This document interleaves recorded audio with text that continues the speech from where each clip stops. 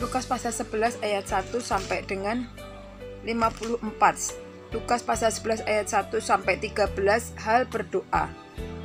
Pada suatu kali Yesus sedang berdoa di salah satu tempat. Ketika ia berhenti berdoa, berkatalah seorang dari murid-muridnya kepadanya, "Tuhan, ajarlah kami berdoa, sama seperti yang diajarkan Yohanes kepada murid-muridnya." Jawab Yesus kepada mereka, "Apabila berdoa, katakanlah, Bapa, dikuduskanlah namamu, datanglah kerajaanmu. Berikanlah kami setiap hari makanan kami yang secukupnya, dan ampunilah kami akan dosa kami, sebab kami pun mengampuni setiap orang yang bersalah kepada kami. Dan janganlah membawa kami ke dalam pencobaan." Lalu katanya kepada mereka, "Jika seorang di antara kamu pada tengah malam pergi ke rumah seorang sahabatnya dan berkata kepadanya, 'Saudara, pinjamkanlah kepadaku 3 roti, sebab seorang sahabatku yang sedang berada dalam perjalanan singgah ke rumahku dan aku tidak mempunyai apa-apa untuk dihidangkan kepadanya.'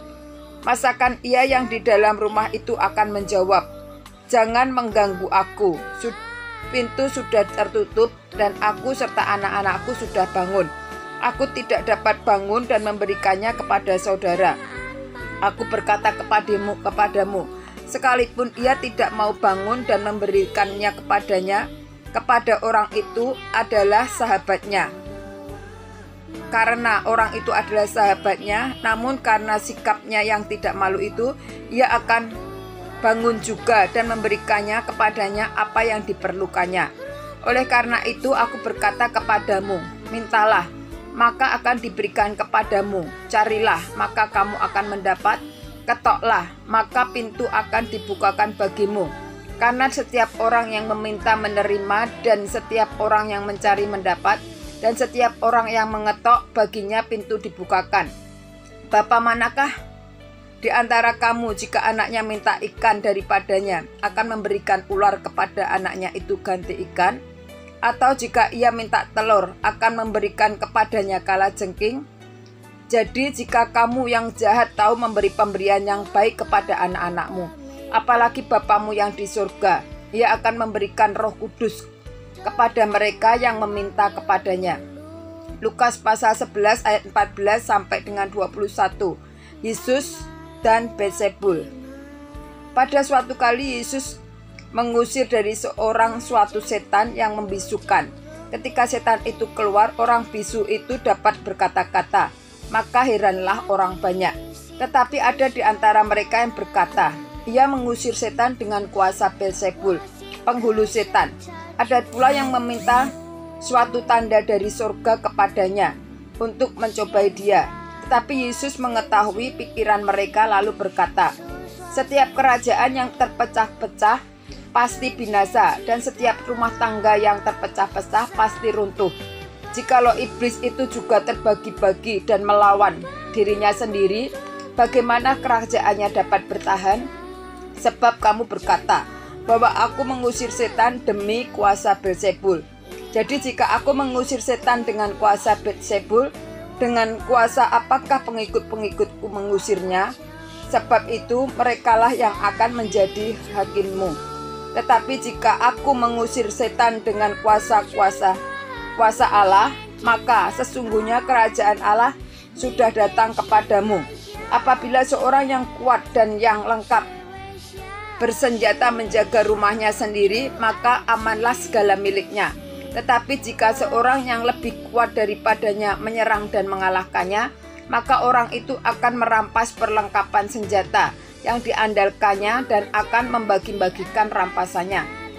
Siapa tidak bersama aku, ia melawan aku, dan siapa tidak mengumpulkan bersama aku, ia mencerai-beraikan." Lukas pasal 11 ayat 24 sampai 26. Kembalinya roh jahat. Apabila roh jahat keluar dari manusia, ia pun mengembara ke tempat-tempat yang tandus mencari perhentian. Dan karena ia tidak mendapatkannya, ia berkata, "Aku akan kembali ke rumah yang telah kutinggalkan itu." Maka pergilah ia dan mendapat rumah itu bersih, tersapu, dan rapi teratur. Lalu ia keluar dan mengajak 7 roh lain yang lebih jahat daripadanya, dan mereka masuk dan berdiam di situ. Maka akhirnya keadaan orang itu lebih buruk daripada keadaannya semula. Lukas pasal 11 ayat 27-28. Siapa yang berbahagia? Ketika Yesus masih berbicara, berserulah seorang perempuan dari antara orang banyak dan berkata kepadanya, "Berbahagialah ibu yang telah mengandung engkau dan susu yang telah menyusui engkau." Tetapi ia berkata, "Yang berbahagia ialah mereka yang mendengarkan firman Allah dan yang memeliharanya." Lukas pasal 11 ayat 29 sampai dengan 32. Tanda Yunus.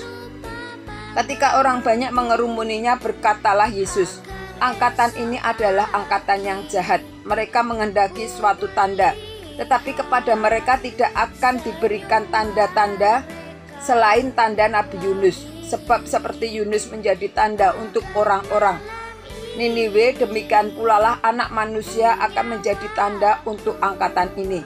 Pada waktu penghakiman, ratu dari selatan itu akan bangkit bersama orang dari angkatan ini, dan ia akan menghukum mereka.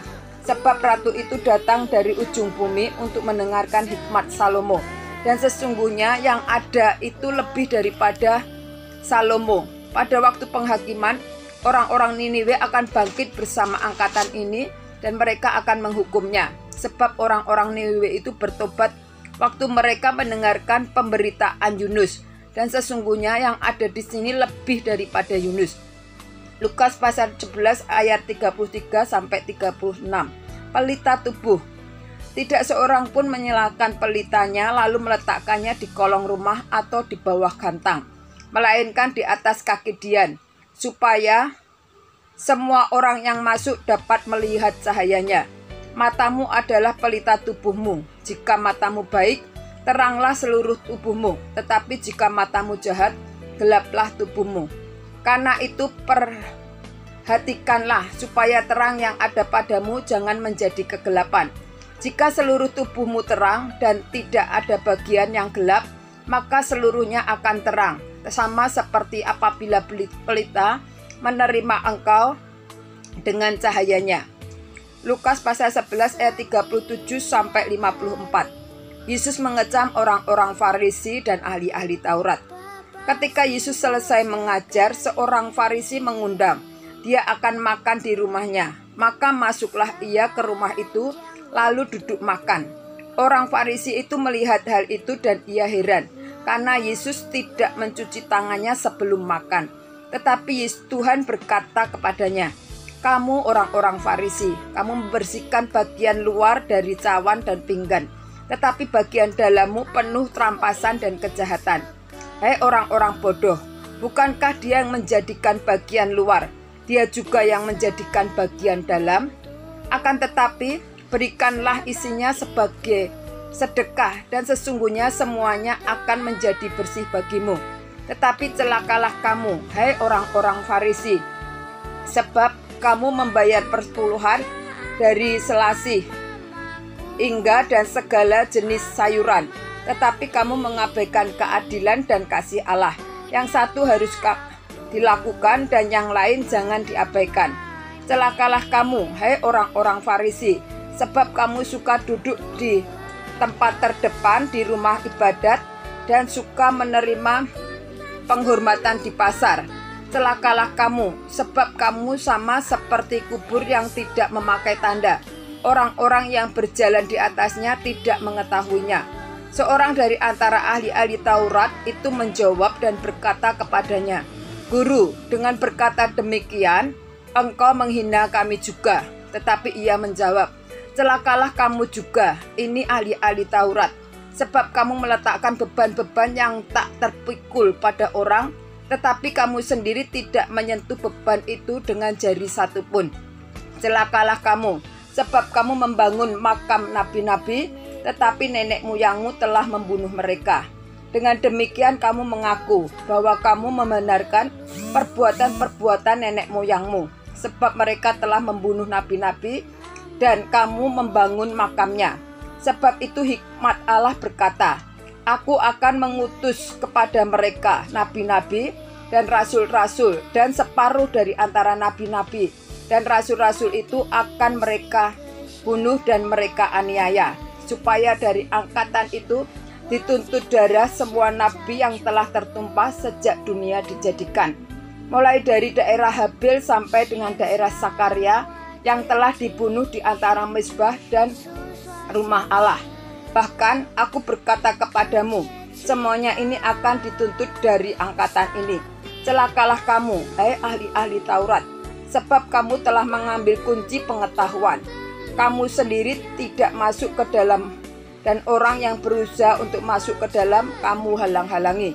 Dan setelah Yesus berangkat dari tempat itu, ahli-ahli Taurat dan orang-orang Farisi terus-menerus mengintai dan membanjirinya dengan rupa-rupa soal.